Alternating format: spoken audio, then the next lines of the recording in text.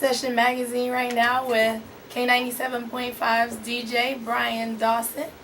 Yes, How you doing? It's been a long time coming. I'm excited to be sitting here with you. Good. We're happy to have you here today. Got us in here in the studio with you doing work. You know, a lot of people hear you, but they don't know what it looks like in a real radio station. This wouldn't be your first time. You hung out with me here before. So. Right, that's true. How long have you been working at radio? I've been on the radio for 12 years now. I've been at K97 for 12 years. That was my major in college. So I always kind of wanted to be on the radio, so it was a natural progression. I did a little TV first, but that wasn't as official as being on the radio with K97. So I've been here since 2000. 2000, that is a long time. I came in the year 2000. Yeah, that's a long run. So how have you created that longevity for yourself and remain hot? Wow, that's a great question. I think what makes a radio personality dope is what you really do in the community and how you affect and touch people. So they always say, like, we frustrated TV personalities, like all radio people wanted to be on TV, but we ain't look good enough. So that's always a joke. But it's just staying in the community. The people, you're never what you think you are. You're always what the people say you are, technically. So, you know, I do a lot of community projects. I stay with it, you know, I stay out there like on the grind with the people, whether it be in the clubs, whether it be in the churches, whether it be in the schools. So just really, you know, just staying grounded and connecting with the people. And it's an ever-changing industry. So radio when I started in 2000 and radio in 2012 is two totally different things. So what's some of the things that you're doing in the community? Well, I have a EOG tour, which is an end of grade testing tour. All the kids in North Carolina has to take a test to pass from the 3rd grade on to the next grade. So we go out and I use my radio station status. I take music, entertainment, giveaways, and we go hit all the schools, and we have pep rallies in the schools to get all the kids prepared for that. So that's cool. I also do a back to school giveaway program. We do the Cuts for Kids. This year we're gonna rename it Cuts and Curls, where we go out in the community and we give free haircuts and washing sets for the girls. So we do haircuts for the boys, washing sets for the girls. I do my High School Jam for Education tour, which that's geared mostly to juniors and seniors, where we go in and we bring a lot of colleges with us, and also different alternatives that's outside of college, that's educationally based, through the military and stuff like that. So we go into schools, I speak, I bring my message, and we bring music. So I do a lot of stuff. Of course, I do my Christmas Stuff the Buzz giveaway. I've been doing that every year. I do my annual Thanksgiving giveaway. So, you know, I stay doing community stuff. So how has being a well-known radio personality helped open doors outside of being here in the radio station? Good question. Well, one, I would say it has given me the opportunity to go out and be a public speaker, and I love doing that. You know, I bring a message of hope, you know, because I'm from a single family household. My mother raised me in a small country off a dirt road. And a lot of times kids look at reasons not to be successful. So you would think with a background like that, you know, just barely doing anything, I would have felt like that was enough. But actually my background is what motivated me to do the things that I've done. And then go on, you know, in terms of using education to create the opportunities that I have now. So it's been a wonderful experience, and without radio, I wouldn't have the ability to go talk to kids about what I do and get their attention, because kids really listen to the radio and they listen for their favorite songs. So they listen for the fact that I hang out and interview, you know, celebrities. So I use that as the credentials to go into a school and get in front of these kids and motivate them to be successful. I know you also made the Source Magazine's Power 30 DJs. Is it 3 years in a row now? 3 years in a row, which is a big accomplishment coming from a smaller market. But you know, every year I do my show in LA at the BET Awards. So doing my show in LA, I had a chance to be around some of the big names in the radio industry, and I started comparing the things that I'm doing as a radio personality, and I started to notice that I was stacking up pretty good. You know, not just being on the air, but some of my off-the-air projects in terms of my promotion company, my entertainment company, my nonprofit, my concert production company, my TV show. So I've done, you know, a lot in this game in a short period of time. I mean, of course, you know, if I was in Atlanta, New York, or DC, I would be more of a household name probably nationally. than I am now. But I'm proud of the accomplishments I've done so far. Well, I know you're definitely doing a lot. So what's the criteria for actually making that list?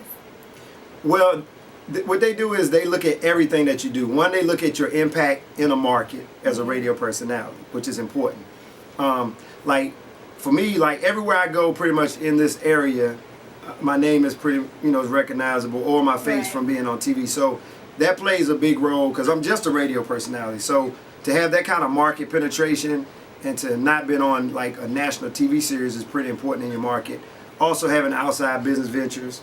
Like I did my New Year's party at a Coliseum, 20,000 seat Coliseum. So that should show you what relative power I've been able to accumulate in the market. And I've actually started throwing events and having events in '95. So I know I'm dating myself now. So I've been doing this thing since '95. Yeah. Mm-hmm. So what upcoming events do you have with your company? Is that Chase Media? Yeah, I have several companies. Chase Media is the event planning arm. BD Entertainment is the party social arm.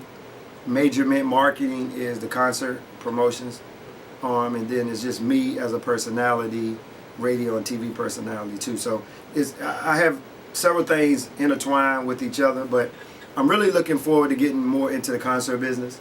Mm-hmm. I've done several shows at the DPAC that have done well, and I got some more shows coming up here in Raleigh that's going to be announced pretty soon. So I see my future long term is more into the concert promoting.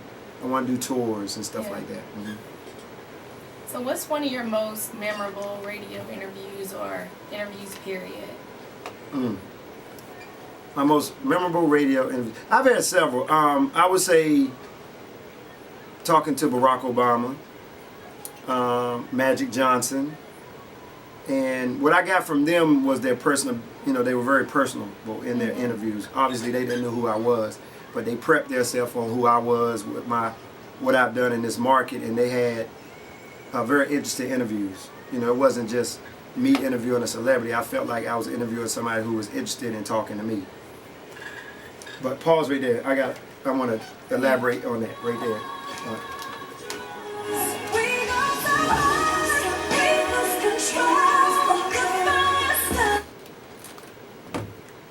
Love and War, Miss Tamar Braxton. Get a lot of calls for that.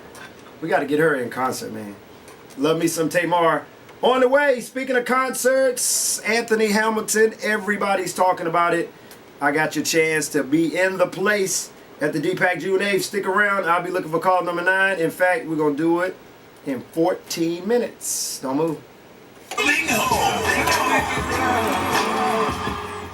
Okay, interviews. Okay, I would say I have more fun interviewing. Let me start from there, I'm sorry. I would say I have more fun interviewing comedians because they're more personable. They're more outgoing. I think comedians are like the most versatile form of entertainment in the business because if you notice, comedians do well on radio, TV, stand-up. I mean, when you got to get up there with a mic and stand up there and talk to people, it takes a lot of talent. Right. So most of my comedian interviews have been very good. What's interesting to me is when you interview a major celebrity that don't really match the persona that they put out there. So, like I think about Jay-Z. Like Jay-Z came in here and wouldn't really talk, sat in the corner. It wasn't that he was trying to be like bigger than, what he really was at that time. It was just, he's really a shy dude, And it's funny when you see the personality that don't match or that do match because I would say 50 Cent was an interesting interview from the standpoint that he gave me the best fatherly advice that I ever got. And we talked about being dads, and at that time his son was younger, and that was the time when the movie came out, Get Rich or Die Trying. And he was just talking about being a dad and raising his son, and we spent maybe the first 5 minutes talking about G-Unit, the patent on G-Unit, his record sales, and we spent 25 minutes talking about being a dad.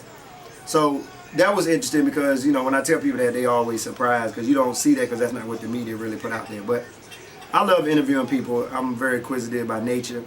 The last thing I will say is, like, for me, being on the radio is an extension of my personality because I could get on the bus and talk to an 85-year-old woman and get the same kind of energy and conversation because I'm interested in doing that. Right. So being on the radio is actually me doing what I would be doing anyways.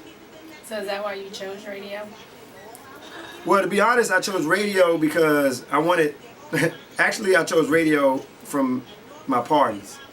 And I went back to the concept of that I wanted to have bigger parties, and people went to parties when they knew the person that was having the party. So I actually got on the radio from that standpoint. What people don't understand is that I actually have an educational background to be on the radio, which you don't have to have. But I have a 2-year associate in arts degree in radio TV. And I actually, because I was an athlete, I used to play basketball. So it's because of basketball I have been able to do everything that I'm doing today. And I always use the Allen Iverson analogy, is that basketball took Allen Iverson, he came out around the same time I did. Basketball took him to the NBA, got him rich, got him into the lifestyle that he has. But basketball did the same thing for me. It's just I didn't go to the NBA. You know, I went to college for free for 6 years, which I mean I went to grad school. And it was through basketball that I learned all my life lessons in terms of how to be tough. So anyways, I wasn't able to actually be on the radio in college because I played basketball, but I did take a radio course. So when I came back and graduated, and I wanted to be on the radio, this was around 1999, I went over to Duke. And I did some research, and I found out that Duke had a radio station. And through my research, I realized that any college station means the kids go home, so that they probably would be looking for community programmers. So I went over there, took a test, passed it. I had some friends on the radio station here, which was at that time Wink Moody and DVS, and they photocopied what's called liner cards here. And so I took the liner cards and rewrote them to the radio station I was on in Durham. It was called WXDU. That's what it is, Duke radio station. So that's college radio, and this is called commercial radio. So I took commercial radio and brought it to college radio because I didn't want to stay in college radio. So I did that for 9 months, and back then it was tapes. Are these empty slots over here? Yeah, well, the CDs used to be there, Okay. but before the CDs there were tapes, and so I used to record my show on a tape. So how long have you been in this spot? Oh, good. 2001. Okay. Yeah. So I did overnights for a year, which is a long time. And this is like prime time radio now, right? Yeah. Well, like I said, the second best shift is afternoons 3 to 7. So yeah, this is for us it's prime time. Yeah. Because our morning show is syndicated. So Russ Parr comes out of DC, Right. which makes our show even bigger because Russ Parr can't go to Inload today and speak to them. I can. So Gotcha. that's what made me more important in my market, because our morning show person is not here. Most mornings and now afternoons are starting to be syndicated. That's where you get your Michael Baisden's, Skip. I think there's a new guy named Skip now that took Michael Baisden's spot. Keith Sweat. He does an afternoon show. So mornings and afternoons are now starting to be syndicated nationally. This whole radio game is going electronic and computers. In fact, I can do my whole show in 25 minutes on a computer. And the computer will place my voice everywhere it's supposed to be. It's called voice track. So the game has definitely changed. So you don't even really have to be here to do this. No, I shouldn't say that. But No, he has to be here. We just play. but really the way, you know, with technology and everything is going online, you know, Yeah. online is a big medium. I mean, I do what you call blog 3 times a day on our website. So everything goes from radio to online to back. So, I mean, it's an ever-changing field. And I think everything connects, though. As it eats itself, it regrows itself back out. So, I mean, you could do multiple things. You know, you could be on TV. You could be on radio. You can have a clothing line. You could be a musician. You could produce. Yeah. It's all part of one thing. I don't think you have to be stuck to doing one thing anymore. So do you still have the B spot on Fox 50? Well, we're not on Fox 50. We're searching for a home now. We may end up going back to Fox 50. That's still in the works. But yeah, I love that show. It's not a reality show. I always tell people everything. It's more of a reality adventure show. But it's really me and my personality and what I'm like. So it gives me the opportunity to come from behind the mic and let people follow me into some of the interesting things that I get a chance to do. I mean, we went to Vegas, we went to LA, we hung out with Common, Ninth Wonder, Kelly Rowland. I mean, it's an interesting show. So we're gonna see you on camera hosting anytime soon? Well, I'm kind of winding down as a personality. I want to get more behind the scenes. Like the concerts and stuff. With the concerts, and I'm also trying to launch the career of my son. His name is Chase. I've heard him on the radio. Yeah, I keep him on the radio, and because of that, he's actually gotten a lot of calls for bookings.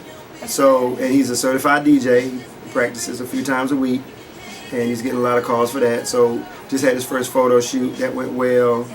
Got 5 offers on the table. Just picked the first one for him to ease his way out there. He's also going to be hosting Bimbe with me, which is the Durham Black Arts Festival that happens every year in May.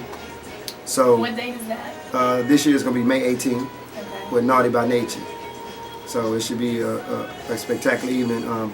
Last year we did 10,000 people, and we did Dougie Fresh. Yeah. So I'm gonna let him debut his DJ career, and hopefully I get him big enough so he can get in this magazine. So we gotta make that happen. All right, we gotta get him on Session Magazine. Sure. But I'm moving him slow, and I'm trying to give him a head start and give him, because I didn't have this kind of push, obviously at that age. So I'm just trying to give him a head start into figuring out what he want to do. I don't care if he DJ or be on the radio or TV. That's not really the purpose. The purpose is just to expose him to some opportunities, to give him some options for things he might want to do. Right. So with Bimbe, you have Naughty by Nature. Who else is coming out? Well, Bimbe is a local event, so we only normally bring one major artist. Right. We've had Slick Rick, Big Daddy Kane. We keep it old school. Houdini crushed it. Like I said, Dougie Fresh did his thing last year, and this year we're excited to bring Naughty by Nature. So, and it's downtown Durham. It's a great festival. I think this is like the 44th annual. Bimbe, you ever been? Like a long time ago, before I ever even lived here, I was visiting one summer and we went, and I remember it was hot outside, and it was like reggae artists. Yeah. So they got reggae bands, local bands, hip hop. Well, not as much hip hop. It's mostly R&B. They went through that hip hop phase and bounced out of that back into the R&B. But it's a great evening. It's free. Lots of vendors, lots of food. I've been the official host ambassador for the last 4 years, and they've been doing record crowds ever since then. So That's